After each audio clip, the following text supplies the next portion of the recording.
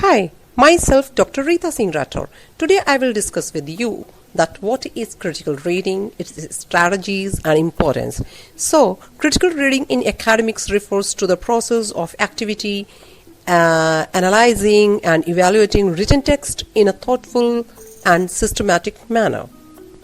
Critical reading involves engaging with the material in a way that goes beyond simple comprehension and requires the reader to assess the author's arguments, evidence, and overall message.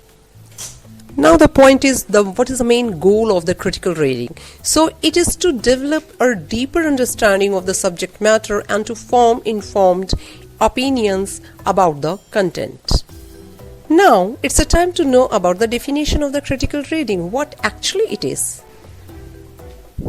Critical reading is a skill used in academia to analyze and evaluate written text. It involves active and thoughtful engagement with the material going beyond surface comprehension.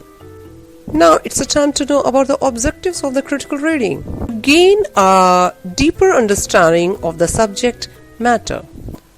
And critical reading is to assess the author's arguments and the claims critically.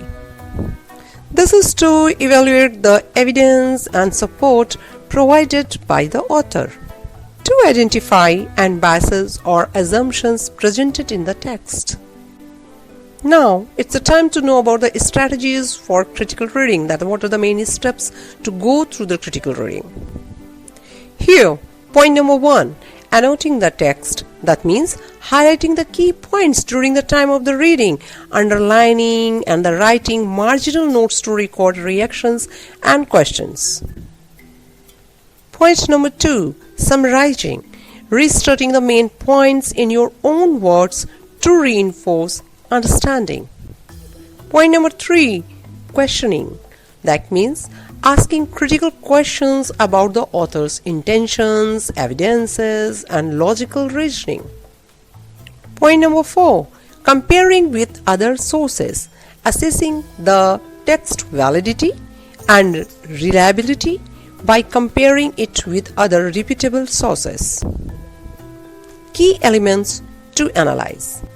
In the key elements, the author's argument, which is identify the central claim and supporting points. Evidence. Evaluate the quality and relevance of the evidence presented to support the argument. What is the logic and reasoning? Assess the strength of the author's logic and coherence of the overall argument. This is also a very valid point, that the tone and bias of the author. Recognize any potential biases like assumptions or the emotional appeal that may influence the author's perspective. Here now the main thing is that why to go through the critical reading. That means what is the importance of the critical reading, why to give this much time to understand this topic, and what are the main benefits of the critical reading. Point number 1, it will improve the comprehension and the retention of the information. Point number 2, it will enhance the ability to think critically and form well-reasoned opinion. That means you will be able to think more positively and you will be more confident and you will be very much excellent during the time of the reading to know about the topic. It will strengthen the research and the analytical skills.